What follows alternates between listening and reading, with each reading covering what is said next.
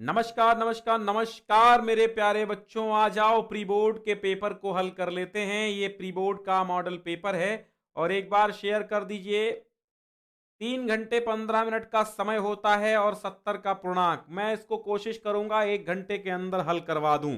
चलिए प्रारंभ करते हैं। तो पहला आपका प्रश्न देखिए, थोड़ा सा चेंजेस हुआ है इस बार मॉडल पेपर में। बोर्ड ने स्वयं ही दिया है, थोड़े से ऑब्जेक्टिव क्वेश्चंस रखे हैं। चलिए, तो कक्षा 10 वाले जितने हैं सभी लोग जुड़ जाएं और एक बार इसको क्या करें, एक बार इसको शेयर कर दें। ठीक है, इसको क्या करेंगे, शेयर कर दीजिएगा। तो 3 घंटे 15 मिनट पूर्णांक 70 जैसा कि रहता था, केवल प्रश्न पत्र है। पहला होगा, निम्नलिखित में से कोई एक कथन क्या है, सही है, आप उसको पहचान कर लिखिए। तो बताइए, देखिए, क्या आचार्य रामचंद्र शुक्ल एक प्रसिद्ध निबंधकार हैं क्या? तो भैया बिल्कुल हैं। डॉक्टर हजारी प्रसाद द्विवेदी एक महान कहानीकार हैं? नहीं हैं, क्योंकि डॉक्टर हजारी प्रसाद द्विवेदी भी एक निबंधकार हैं। जयशंकर प्रसाद एक प्रसिद्ध आलोचक हैं? नहीं। उर्वशी के लेखक रामधारी सिंह दिनकर हैं? जयप्रकाश भारती नहीं है। तो यह भी गलत है। तो आपका फर्स्ट वाला सही है, लिख लीजिए आराम से। ठीक है,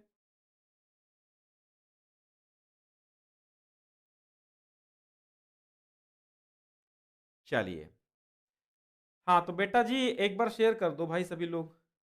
मणि गुप्ता, अभी अवस्थी, शेखर जी और करिश्मा बिन, राहुल सिंह। ठीक है, चलिए। Saumya Srivastava, good evening to all of you. अच्छे हैं आप, कैसे हैं? Thakur K Chauhan ji, good evening to all of you. बस शेयर कर दीजिए भाई, हम स्टार्ट करते हैं। मुझे मुझे बस पेपर करवाना है आपको किसी प्रकार। आपको 95% से ज्यादा करवा देना है स्कोर आपका। ठीक है, हाँ सबूत में दे सकता हूं, मेरे बच्चे लाए हैं 95%। ठीक है, चलिए। अब देखिए, एक अब आया ऑब्जेक्टिव। निम्न में से, समझिएगा, निम्न में से जो कृतियां हैं उनमें से किसी एक के लेखक का नाम लिखिए। ये ऑब्जेक्टिव नहीं है, ये ऑब्जेक्टिव नहीं, लेकिन नीचे वाले ऑब्जेक्टिव आपके। कुटच के कौन हैं? तो कुटच के आप जानते हैं, हजारी प्रसाद द्विवेदी हैं। कौन है? हजारी प्रसाद जी हैं। ठीक है, अच्छा। लहरों के राजहंस के कौन है? मोहन राकेश जी हैं। और अतीत के चलचित्र तो जानते हो, महादेवी वर्मा की रचना है। और पुरस्कार किसकी है? यह जयशंकर प्रसाद की कहानी है। ठीक है, तो इस प्रकार आप सही लिख लीजिएगा। जो एक लिखना है आपको तो एक कर लीजिएगा। अगला है, चिंतामणि के लेखक कौन है? ऑप्शन है रामचंद्र शुक्ल, अज्ञेय, दिनकर या फिर जयशंकर प्रसाद। राइट आंसर क्या है आप हमें कमेंट कर दीजिए। राइट आंसर मेरे प्यारे बच्चों क्या है, कमेंट कर दीजिए।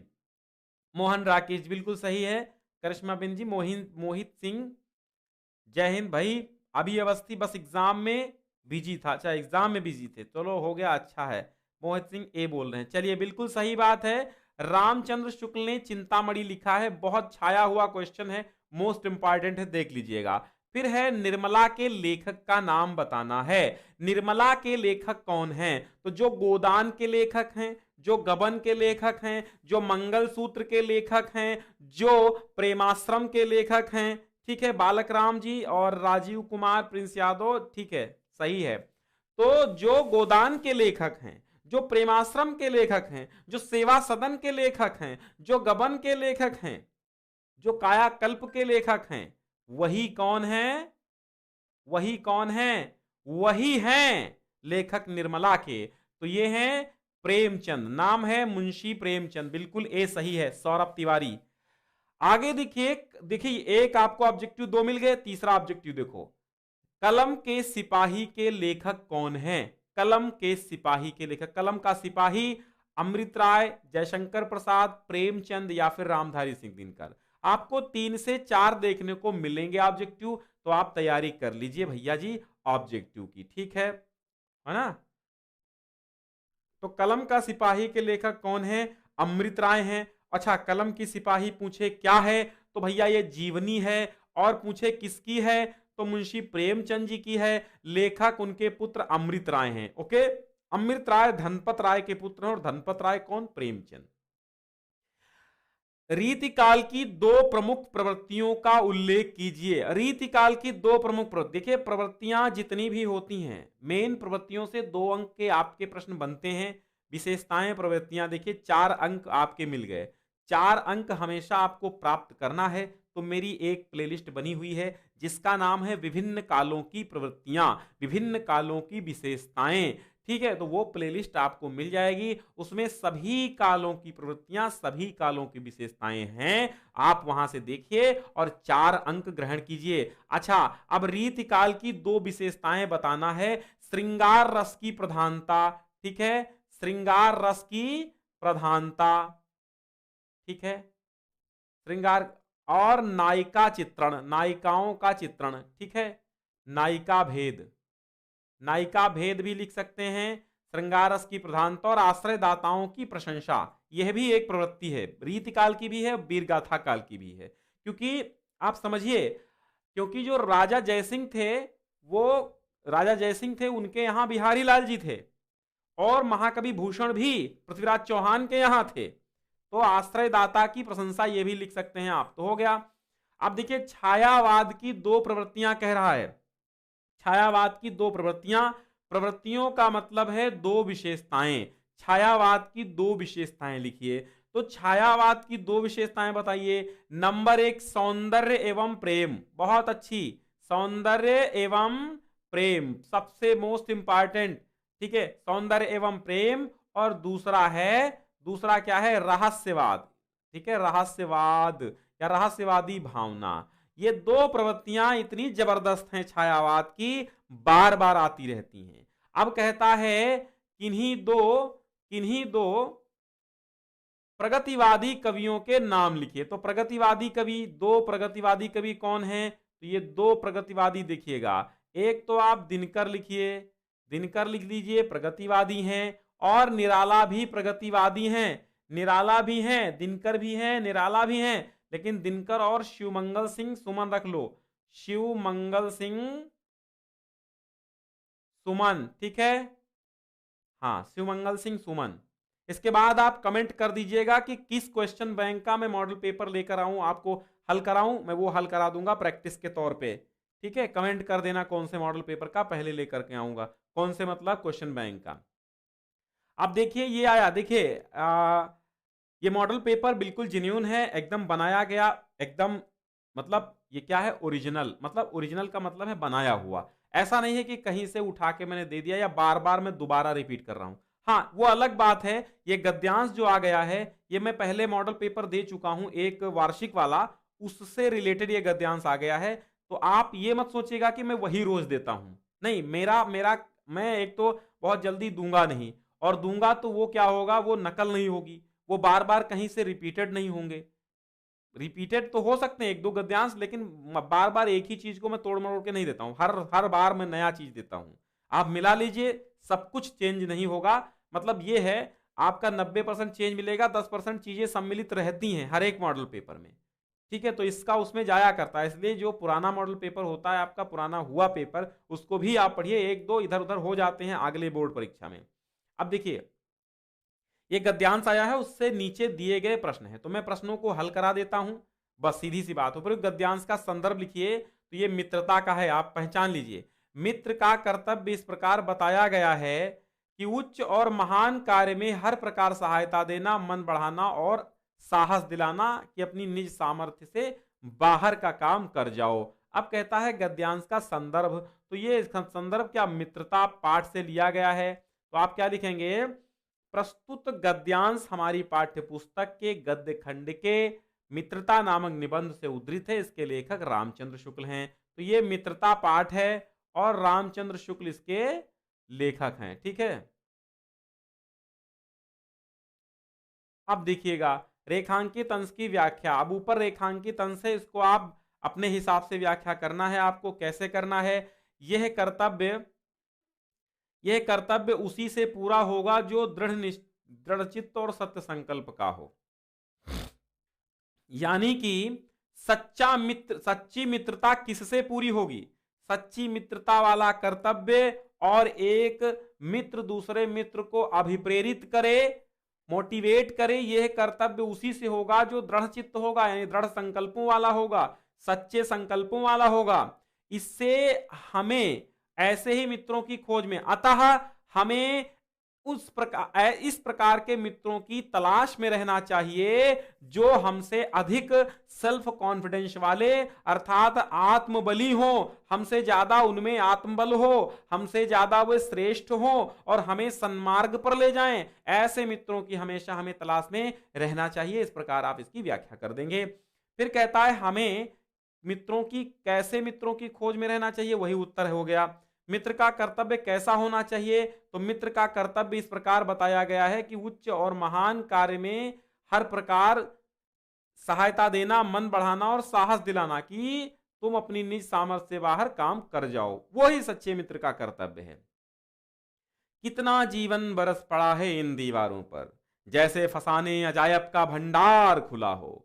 कहानी से कहानी बनती चली गई है, बंदरों की कहानी, हाथियों की कहानी, हिरणों की कहानी, क्रूरता कहानी क्रूरता की, कहानी भय की, कहानी दया की, कहानी त्याग की। जहां बेरहमी है वहीं दया का समुद्र भी उमड़ पड़ा है, जहां पाप है वहीं क्षमा का सोता भी फूट पड़ा है। अजंता से लिया गया है भगवत शरण उपाध्याय। ठीक है, भगवत शरण उपाध्याय हैं, कौन है, भगवत शरण। ठीक है, भगवत शरण उपाध्याय इसके लेखक हैं और अजंता नामक पाठ से यह निबंध लिया गया है। तो प्रस्तुत गद्यांश हमारी पाठ्यपुस्तक अजंता से लिया गया है, इसके लेखक भगवत शरण उपाध्याय जी हैं। ऐसे आप संदर्भ इसका लिख देंगे। तो बंदरों की कहानी, हाथियों की कहानी, इसकी आप व्याख्या कैसे करेंगे कि कितना जीवन बरस पड़ा है। अजंता की गुफाओं में जो बने हुए चित्र हैं वो एकदम जीवंतता है, जीवंतता दर्शा रहे हैं, यानी कि उसको देखकर ऐसा प्रतीत होता है जैसे इसमें जीवन ही जीवन बरस पड़ा है। क्योंकि अजंता की दीवारों पर जैसे फसाने अजायब, अर्थात अजायब घर का, फसाने अजायब का भंडार खुला हुआ हो। फसाने अजायब का भंडार माने खजाना खुल पड़ा हो। कहानी से कहानी बनती चली गई है, कहीं पर वानर राज की कहानी है तो कहीं हाथियों की कहानी है, कहीं पर हिरणों की कहानी है तो कहीं भय की कहानी, त्याग की कहानी, दया की कहानी, सब कुछ है। जहां बेरहमी है वहीं दया की कहानियां भी हमें देखने को मिलती हैं। जहां पाप है वहीं पर पुण्य की कहानियां, वहीं पर क्षमा की कहानियां भी हमें उस चित्रों से प्रतीत होती हैं, समझ में आती हैं, जान पड़ती हैं, समझ आती। ठीक है, राजा और कंगले भी है वहां, विलासी और भिक्षु भी हैं वहां, यानी सबकी कहानियां अजंता की दीवारों पर चित्रित हैं और वो हमें अपनी कहानी बता रहे हैं। उपयुक्त गद्यांश का संदर्भ हो गया, रेखांकित अंश की व्याख्या भी कर दी है। दीवारों पर बने चित्र किन किन से संबंधित हैं, राजा, कंगले, बिलासी, भिक्षु, नर, नारी, मनुष्य, पशु, सभी से संबंधित हैं, हैवानों से, इंसानों से, सभी से संबंधित हैं। कलाकारों ने किसके जीवन का चित्रांकन किया है, किसके जीवन का चित्रांकन किया है, किसके जीवन का, देखिए, राजा, कंगले, बिलासी, भिक्षु, बंदरों की, हाथियों की, सबके जीवन की, भिक्षुओं के, नर के, नारी के, मनुष्यों के, पशुओं के, सबके जीवन की कहानी का चित्रांकन किया है। अब आप देखिए, अब आएंगे पद्यांश 6 अंक का होगा, आप पूछेंगे एक एक क्या है। एक होगा संदर्भ, अंतिम एक होगा काव्यगत सौंदर्य, 4 की व्याख्या। ठीक है,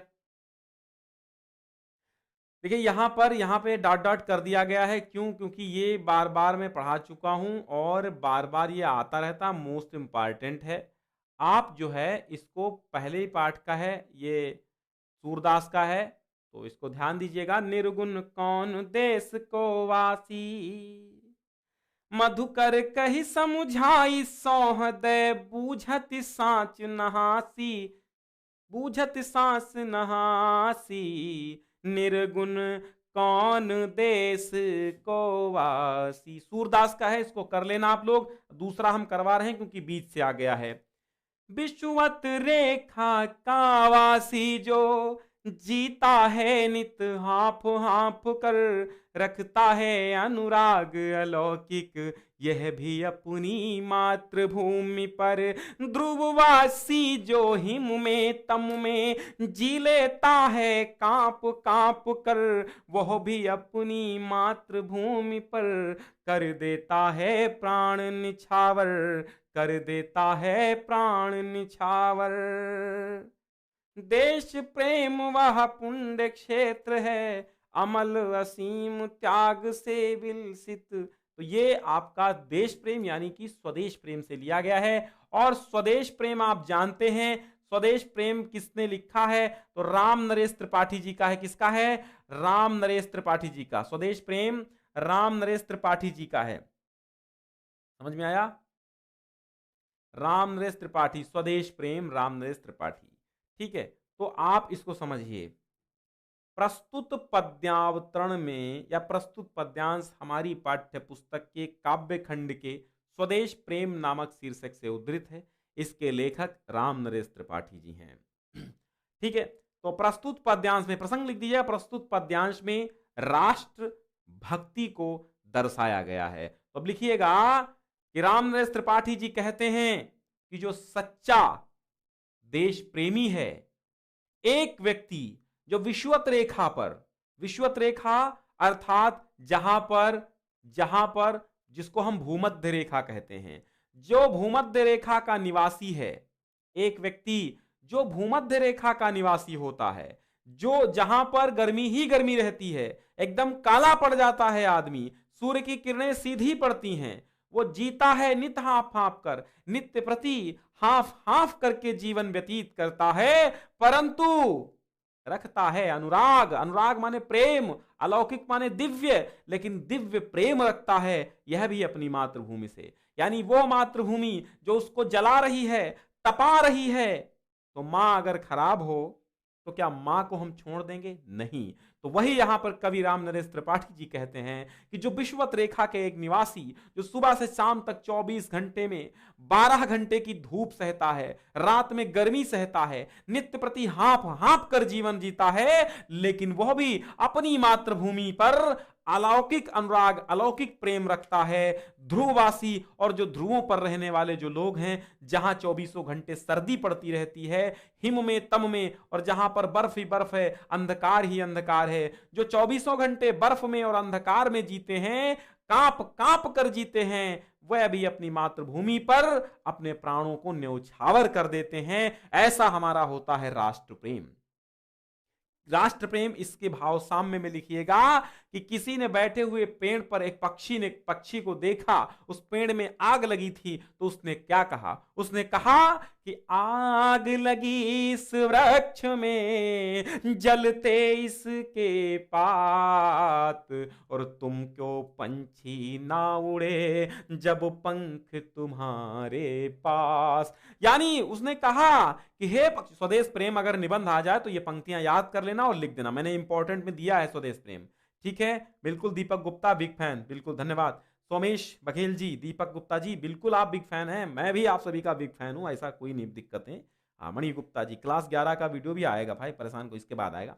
हाँ तो अगर आपको स्वदेश प्रेम या राष्ट्र प्रेम पर निबंध लिखने को आ गया तो भाई ये पंक्तियां आप याद कर लीजिए। विश्वत रेखा का, तो निबंध में अगर डाल देंगे तो 4 चांद लग जाएंगे। विश्वत रेखा का वासी जो जीता है नित हाफ हाफ कर, रखता है अनुराग अलौकिक वह भी अपनी मातृभूमि पर। ध्रुववासी जो हिम में तम में जी लेता है कांप कांप कर, वह भी अपनी मातृभूमि पर कर देता है प्राण निछावर। समझिए, मैं समझा रहा था कि उसने, एक व्यक्ति जा रहा था, पेड़ में आग लगी थी। राष्ट्र प्रेम की कहानी सुनिए मुझसे, देश प्रेम होता क्या है, वतन की मोहब्बत क्या होती है, आई मैं इस कहानी में आपको बताऊं। तो उस पेड़ में आग लगी थी, वो पेड़ जल रहा था, पेड़ में आग लगी थी, पेड़ जल रहा था, तो उस पर पक्षी बैठे थे, भाग नहीं रहे थे। तो जो जाने वाला एक बटोही था, राहगीर था, उसने कहा, क्या कहा कि आग लगी उस वृक्ष में, जलते उसके पात, तुम क्यों पंछी ना उड़े जब पंख तुम्हारे पास। अब पक्षियों का आप जवाब सुनना। पक्षियों ने कहा कि फल खाए इस वृक्ष के बीट लथेड़े पात, फल खाए इस वृक्ष के बीट लथेड़े पात, यही हमारा धर्म है जलूं इसी के साथ। अब इसमें अकाव्य सौंदर्य की बात आएगी तो रस कौन सा लिखेंगे? रस लिखेंगे, वीर रस लिखेंगे। छंद कौन सा लिखेंगे? छंद लिखेंगे, छंद मुक्तक लिख देंगे, ठीक है, छंद मुक्तक लिख देंगे। अलंकार कौन सा लिखेंगे? अलंकार कौन सा लिखेंगे? अनुप्रास लिख देंगे। क्यों क्यों लिखेंगे? क्यों लिखेंगे? अनुराग और अलौकिक में आ की आवृत्ति है, ठीक है, तो बिल्कुल आप लिखेंगे। और पुनरुक्ति प्रकाश है, हाँ पुनरुक्ति प्रकाश है, हाँ फाप 2 बार आया है, कांप कांप 2 बार आया है, तो पुनरुक्ति प्रकाश है, ठीक है। तो 2 अलंकार है, अनुप्रास और पुनरुक्ति प्रकाश है। और शब्द शक्ति अभिधा है, बिल्कुल सीधी सीधी समझ में आ रही है, प्रसाद गुण है। ओके, आगे बढ़िए। हाँ, निम्नलिखित लेखकों में से किसी एक का जीवन परिचय बहुत कायदे से हम करवा चुके हैं आराम से। डॉक्टर राजेंद्र प्रसाद, जयशंकर प्रसाद, भगवत शर्मा, 3 ही याद कर लो, आ जाएंगे, कोई दिक्कत नहीं। फिर एक कवि का जीवन परिचय देखिएगा, 3 अंक का होगा। एक एक क्या है? एक रचना आएगी। अब देखिएगा, ये लीजिए अनुवाद संस्कृत का, समझिएगा आप लोग, समझिएगा। क्या समझिएगा? एषा कर्म वीराणाम, एषा कर्म वीराणाम संस्कृति। एषा माने यह, पहले तो संदर्भ लिखिएगा कहां से लिया गया है, भारतीय संस्कृति से। तो एषा माने यह कर्म वीराणाम संस्कृति, ये कर्म वीरों की संस्कृति है। कुर्वन्नेवेहि कर्माणि जिजीविषेक्षतम समाह। कुर्वन माने करते हुए, एव माने ही, इह माने यहां, करते हुए ही यहां पर, कर्माणि माने कर्मों को, तो कुर्वन एव इह, कुर्वन एव इह, कुर्वन माने करते हुए, एव माने ही, इह माने यहां, यानी इस लोक में, इस लोक में कर्म, कर्मों को करते हुए ही जिजीविषु, जीने की इच्छा, ऐच्छतम जीने की इच्छा, समाह माने 100 वर्षों तक जीने की इच्छा करना चाहिए। इति अस्याह उद्घोषा, ऐसा इसका उद्घोष है।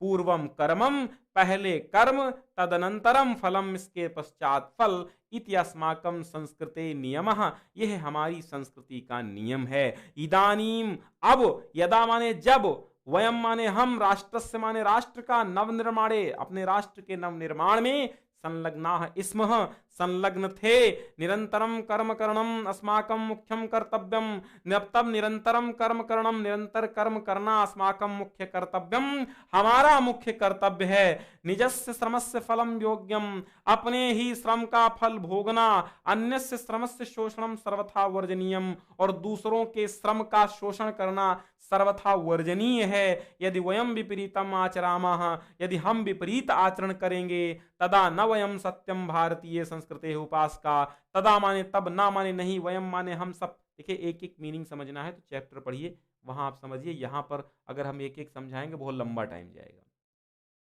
तदा तब, न वयम, तदा माने तब, न वयम तब हम नहीं, हम सब, सत्यम माने सच्चे भारतीय संस्कृति के उपासक, तब हम सच्चे भारतीय संस्कृति के उपासक नहीं हैं। वयम तदैव यथार्थम भारतीयाः, हम सभी तभी यथार्थ भारतीय हैं, हम सब तभी यथार्थ यानी सच्चे भारतीय हैं। यदा अस्माकम आचार्य विचारे चा, जब हमारे आचार और विचार में, अस्माकम संस्कृति ही, हमारी संस्कृति, लक्षिता भवेद, दिखाई दे होनी चाहिए, जब दिखाई होनी, देख यानी लक्षित होनी चाहिए, ठीक है। हम तभी सच्चे रूप से सच्चे भारतीय हैं जब हमारी आचार और विचार में हमारी संस्कृति लक्षित होनी चाहिए।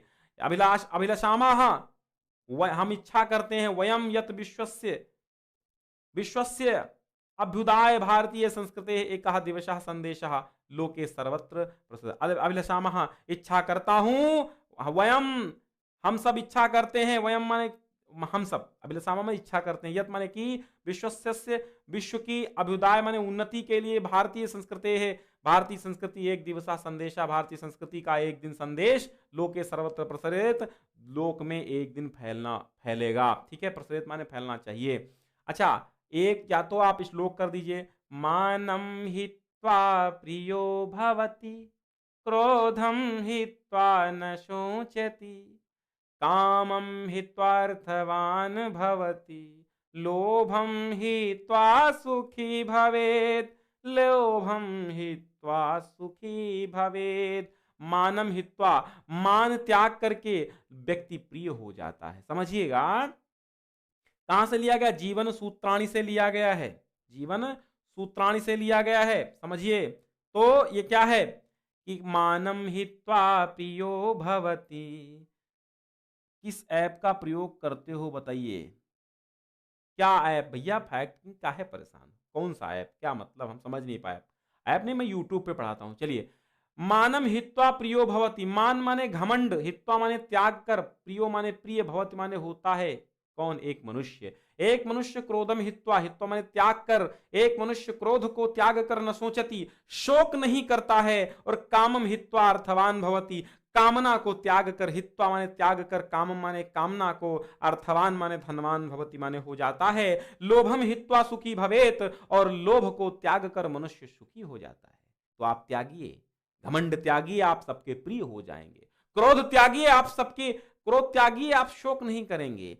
कामनाएं त्यागिए, आप धनवान हो जाएंगे। आप लोभ त्यागिए, सुखी हो जाएंगे। यही है भारतीय संस्कृति का संदेश, और यही है जीवन का सूत्र। तो जीवन सूत्राणी से लिया गया है। ठीक है, अब अपनी पाठ्य पुस्तक से कंठस्थ किया हुआ कौनो श्लोक लिखिए। बताओ, लिखिए श्लोक। पता है? मैं सुना दूं आपको? सुनाऊं क्या? सुनिए। हतो वा प्राप्यसि स्वर्गम, जित्वा वा भोक्ष्यसे महीम, हतो वा प्राप्यसि स्वर्गम, जित्वा वा भोक्ष्यसे महीम, निराशी निर्ममो भूत्वा युध्यस्व विगत ज्वरः, युध्यस्व विगत ज्वरः। समझ में आया? हतो वा प्राप्य स्वर्गम, जित्वा भोक्ष्यसे महीम, निराशी निर्ममो भूत्वा युध्यस्व विगत ज्वरः। ओके, ये हो गया कंठस्थ श्लोक आपके पाठ्य पुस्तक का। आगे बढ़िए, श्लोक कैसे याद करें वो भी हमने बताया है। 2 प्रश्नों के उत्तर देने हैं, मैं सबके दे रहा हूं, सुनिए। वाराणस्याम कति विश्वविद्यालयः सन्ति? तो वाराणस्याम त्रयः विश्वविद्यालयः। कितने? त्रयः माने 3 विश्वविद्यालय हैं। पुरुराज केन सा युद्धम अकरोत? तो पुरुराज अलक्षेंद्रेण सह, किसके साथ? अलक्षेंद्रेण। अलक्षेंद्रेण मतलब सिकंदर के साथ।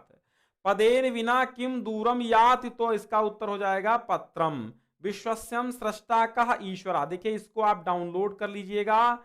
इसको डाउनलोड करने के लिए पहली लिंक हमने दे दी है, और ढेर सारे अन्य मॉडल पेपर भी आप वहीं से पा जाएंगे। ठीक है, डिस्क्रिप्शन में लिंक मैंने दे दी है, पहली लिंक से ही ये भी डाउनलोड हो जाएगा, लेकिन वीडियो एंड के बाद मैं अपडेट करता हूं हमेशा। अब देखिएगा, हास्य अथवा करुण रस की परिभाषा उदाहरण सहित लिखिए। तो महानुभाव, हास्य रस की परिभाषा, जहां पर हास नामक स्थायी भाव, विभाव, अनुभाव, व्यभिचारी भाव आदि के द्वारा पुष्ट होता है, किसी की विकृत वेशभूषा, चेष्टा आदि को देखकर, अच्छे से लिखिएगा, किसी की विकृत वेशभूषा, चेष्टा आदि को देखकर, किसी की वेशभूषा, चेष्टा, किसी की विकृत वेशभूषा, चेष्टा आदि को देखकर, ठीक है, मन में स्थित हास नामक स्थायी भाव, विभाव, अनुभाव और व्यभिचारी भाव आदि के द्वारा जब पुष्ट होता है, तब हास्य रस की निष्पत्ति होती है। बात समझ में आई? हाँ, और हास्य रस के उदाहरण याद कर लो, बहुत काम आएंगे, क्योंकि ये रस तो आना ही आना है, ये तो रस आना ही आना है ना। हास्य रस के उदाहरण आपको सुनाता हूं मैं। अच्छे, सुना दूं क्या? चलो मैं सुना रहा हूं। तो हास्य रस में आप ये लिखेगा कि नाना वाहन नाना वेशा, बिहसे शिव समाज निज देखा, को मुखहीन विपुल मुख काहू, बिन पद कर को बहु बहु पाबाहू। और बाकी बिंध्य के वासी वाला याद ही होगा, नहीं याद है तो भाई उससे छोटा सा हंसी हंसी भाजें देखी दुल्हा दिगंबर को, पाहुनी जे आवहीं मचल के उछाह में। हंसी हंसी भाजें देखी दुल्हा दिगंबर को, शीस पर गंगा हंसे भुजनी भुजंगा हंसे, हास ही को दंगा भयो नंगा के विवाह में, हास ही को। ठीक है, हो गया कि हाथी जैसा देह है, हाथी जैसी देह है, गैंडे जैसी चाल, तरबूजे सी खोपड़ी, खरबूजे से गाल। समझ में आया कि हाथी जैसी, याद कर लो भाई, ये लिख सकते हो, हाथी जैसी देह है, गैंडे जैसी चाल, और तरबूजे सी खोपड़ी, खरबूजे से गाल माल, भाई बढ़िया है, आहा गजब की बढ़िया है। अच्छा आगे वाला देखो कि पत्नी खटिया पर पड़ी, ये अलग वाला उदाहरण है, ठीक है। दूसरा कि पत्नी खटिया पर पड़ी, व्याकुल घर के लोग, व्याकुलता के कारण समझ न पाए रोग, समझ न पाए रोग, तब एक वैद्य बुलाया, इसको माता निकली है उसने समझाया। तो कहे काका कविराय सुने मेरे भाग्य विधाता, हमने समझी थी पत्नी ये निकली माता। बात से ही हास्य निकलता है। ठीक है, तो हो गया हास्य का। करुण रस का समझिएगा, करुण रस का जहां जब शोक नामक स्थायी भाव विभाव अनुभाव व्यभिचारी भाव आदि के द्वारा पुष्ट होता है, तब करुण रस की निष्पत्ति होती है। जैसे शोक बिकल रो वही सब रानी, शोक बिकल रो वही सब रानी, रूपशील गुण ज्ञान बखानी, करहि विलाप अनेक प्रकारा, गिरहि भूमि तल बारहि बारा, गिरहि भूमि तल बारहि बारा। ठीक है, अब उपमा अलंकार देखो। उपमा जहां जब उपमेय में उपमान का जब उपमेय में उपमान की तुलना की जाए, उपमेय से उपमान की तुलना की जाए, वहां पे उपमा अलंकार होता है। जैसे जैसे सीसर पीपर पात सरिस मंडोला। ठीक है, बाकी तमाम उदाहरण हैं, आप लिख सकते हैं। जैसे जैसे आप कमेंट करेंगे, अब आप कमेंट करेंगे, देखते हैं कौन अच्छी सी कमेंट करता है उपमा अलंकार के उदाहरण की। पीपर पात सरिस मंडोला, और बताओ। रानी जी धन्यवाद, नौशाद अंसारी, रोशनी विश्वकर्मा, टेक्नो रुहेला, बताओ भाई उपमा अलंकार के उदाहरण बताओ, उपमा अलंकार के फटाफट बताओ। हाँ, देखते हैं कौन सही बताएगा। उपमा अलंकार का उदाहरण बताओ। हमने बताया, हमने गुरुपद कोमल कमल से, यह भी हो जाएगा। हमने बताया चरण कमल में रूपक होता भैया, उपमा की मैंने पूछा है, सूर्यवंशम। ठीक है, हाँ उपमा की पूछा है, उपमा। उपमा वो भी अलंकार, उपमा खाने वाला नहीं, उपमा अलंकार है। ठीक है, तो जब मैंने बताया ना तुलना की जाती है उपमा में, सासी से आता है। ठीक, तो मैंने क्या बताया, मैंने क्या बताया, कर कमल सा कोमल है, पीपर पात सरिस मंडोला। ठीक, नील गगन सा शांत हृदय था रो रहा, हाय फूल सी कोमल बच्ची हुई राख की ढेरी। ठीक, तो इस प्रकार सासी से जहां पे लग जाए उपमा होता है। अब देखिए उत्प्रेक्षा मनुमानो जनुजानो जहां आदिवाचिक शब्द होते हैं और उपमेय में उपमान की संभावना होने पर उत्प्रेक्षा अलंकार होता है। जैसे मनोनीलमन शैल पर आतप प्रयोग प्रभात वाला मामला कर दीजिएगा। ठीक है, रोला छंद की परिभाषा बताओ। रोला ही दिया गया है ओनली। ठीक है, रोला छंद, हाँ रोला छंद ही, तो आप रोला का बताओ। तो रोला मात्रिक छंद है, ये क्या होता है? सममात्रिक छंद होता है।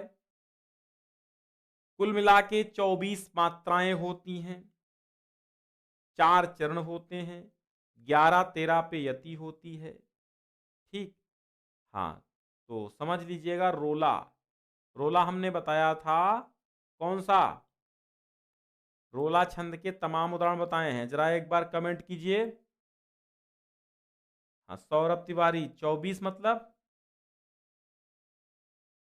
24 क्या रोला छंद के बताइए।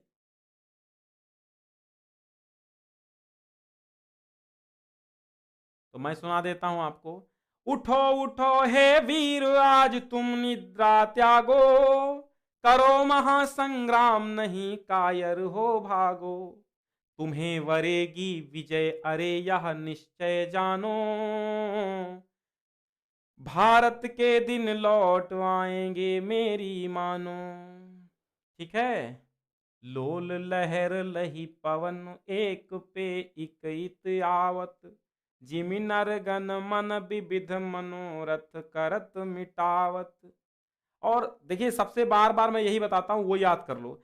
जीती जाती हुई जिन्होंने भारत बाजी, निज बल से बल मेट विधर्मी मुगल कुराजी, जिनके आगे ठहर सके जंगी न जहाजी, वो हैं यही प्रसिद्ध वीर, यही प्रसिद्ध छत्रपति वीर शिवाजी। इनको लिख देना रोला में। ठीक है, आगे चलिए।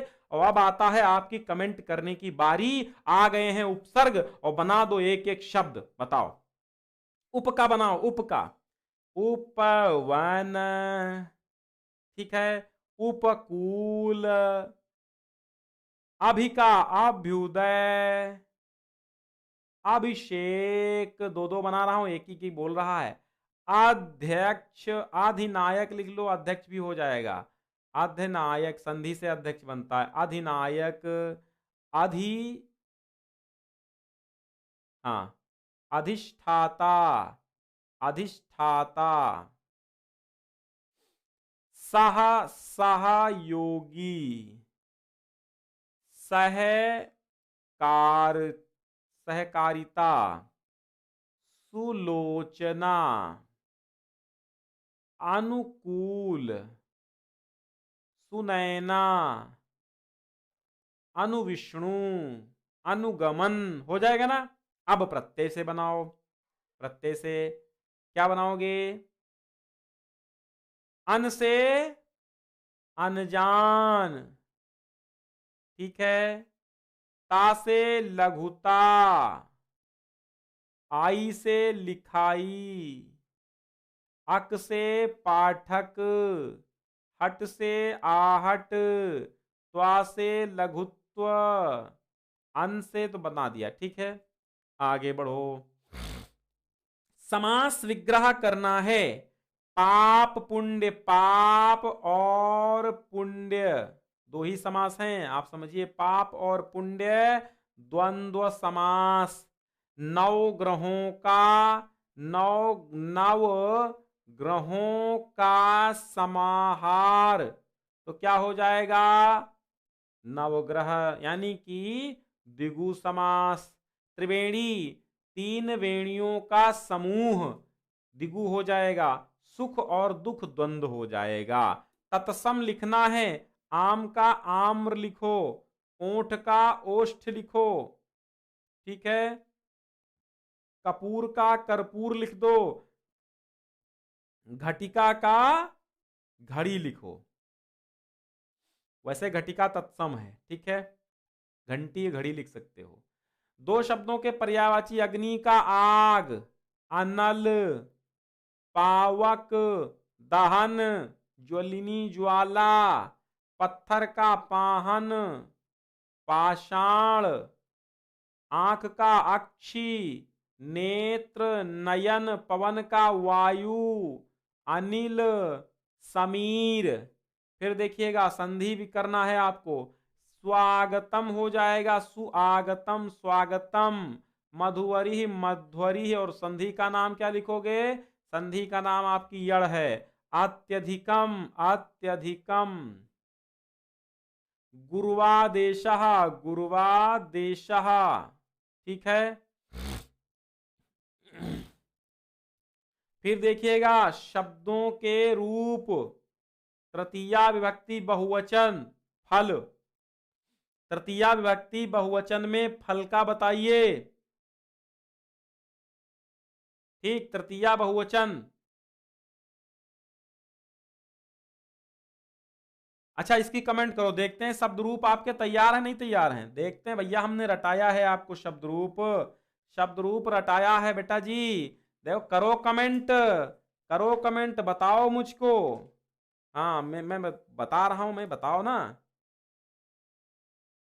अरे, अनुष्का, दीपक जायसवाल, सुधा वर्मा। फलाय नहीं होगा, फलाय चतुर्थी का एक वचन है। फलम। हाँ, बताइए बताइए बताइए। ठाकुर के चौहान, ठाकुर के चौहान जी, के चौहान जी। हाँ जी, के चौहान। क्या पूछा, क्या है हमने पूछा है? फल का तृतीया बहुवचन, फल का तृतीया बहुवचन हो जाएगा फलई ही। और नदी का, नदी क्या, नदी का क्या हो जाएगा? नदी भी। नदी का नदी भी हो जाएगा तृतीया बहुवचन। मति का मति भी हो जाएगा, मति भी। और मधु का मधु, मधु का, मधु का क्या हो जाएगा? मधु भी हो जाएगा। ठीक है, हो गया। अब चलो एक की धातु, लकार, पुरुष और वचन बताओ। पठति क्या है बताओ? पठति,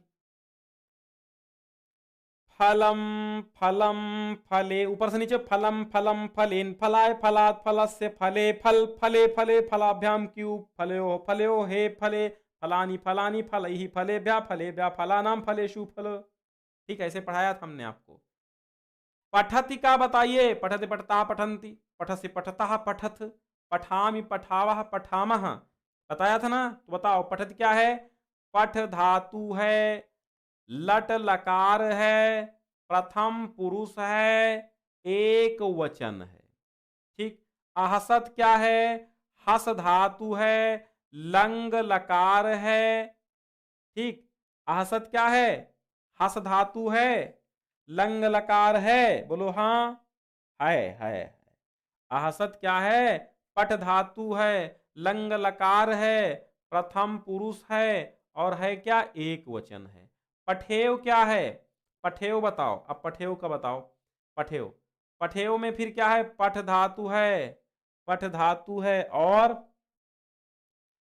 पठेव, पठेम, पठ धातु, विधिलिंग लकार है। कौन सा? विधिलिंग लकार। पठ धातु, विधिलिंग लकार। हो गया। पठ धातु, विधिलिंग लकार। और फिर बताओ, विधिलिंग लकार है, और वचन कितना? उत्तम पुरुष हो गया। उत्तम पुरुष द्विवचन का रूप है। ठीक है, द्विवचन का। आगे बढ़ें, चलो। दो शब्दों का संस्कृत में अनुवाद करना है। ये कह रहा है, क्या कह रहा है? क्या कह रहा है भाई? ये क्या कह रहा है? शिष्य ने गुरु से प्रश्न किया, शिष्य ने गुरु से प्रश्न किया। तो बताओ क्या हो जाएगा? शिष्य ने गुरु से प्रश्न किया। शिष्यम, शिष्य ने किया ना, हाँ, तो शिष्यम क्या होगा? यही तो है। मेरा नाम लीजिए, कौन है भाई? कौन है बताओ भाई, किसका नाम ले लें? हाँ, चलिए ठीक है, मैं नाम ले रहा हूं। अच्छा, किंग सेबन, शिवा गौड़। चलो भाई बताओ। 63 मार्क हैं अनुष्का। चलिए भाई, बहुत अच्छा, आपका 63 मार्क हैं। 63 मार्क हैं तो अच्छी बात है ना। चलिए, अच्छा, हाँ, और कौन है? अमन कुमार गौड़, दीपक भारती जी हैं। अमन कुमार गौड़ हैं, दीपक भारती हैं। चलिए,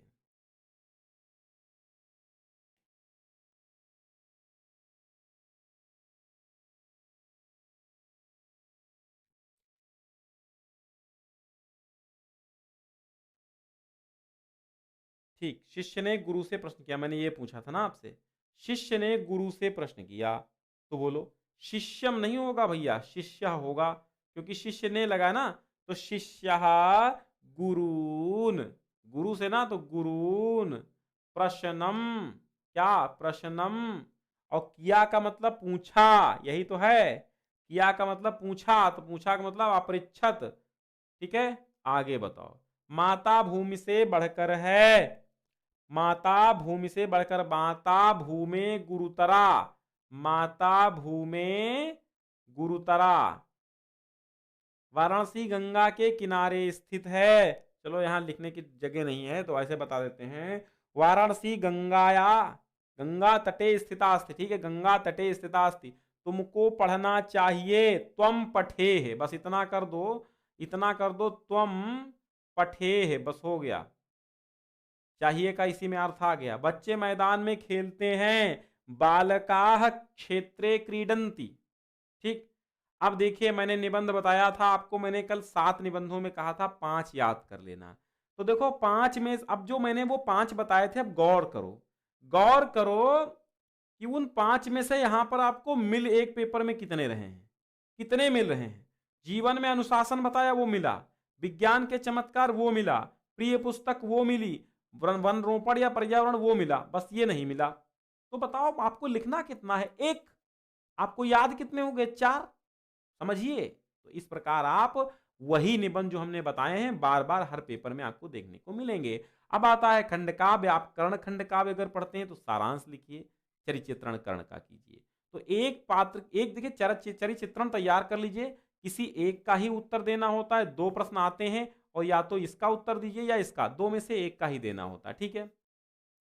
तो आपको क्या करना है, चरिचित्रण चित्रण याद कर लो, बस हो जाएगा, ठीक है। आप देख लीजिए एक बार स्क्रीनशॉट अपने जो आपके जिले में चलता हो उसको देख लीजिए, ठीक है। और इस पेपर की पीडीएफ डिस्क्रिप्शन में लिंक पहला वाला है, वहां से मिल जाएगा, डाउनलोड कर लेना। ओके बेटा, चलिए अब मैं सबकी कमेंट थोड़ा सा पढ़ लेता हूं, बहुत परेशान हैं लोग। हाँ देखते हैं, ये पेपर आज का हो गया, शेयर कर देना बहुत जोरों के साथ। हमारे साथ सैकड़ों लोग जुड़ चुके हैं भाई, सौरभ तिवारी हैं, हाँ,